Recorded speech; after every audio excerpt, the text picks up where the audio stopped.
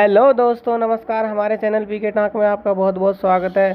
दोस्तों, हमारा आज का प्रश्न है, निम्न में से स्तनधारी पक्षी का नाम बताएं। Option A, option B, option C या ऑप्शन डी। यदि आपको मालूम है तो कमेंट बॉक्स में बताएं। आपका टाइम शुरू होता है अब।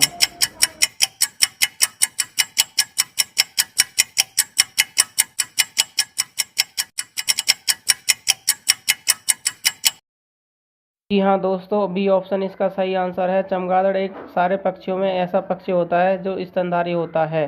तो दोस्तों, ये वीडियो कैसी लगी? वीडियो अच्छी लगी हो तो लाइक और सब्सक्राइब करें और वीडियो देखने के लिए धन्यवाद।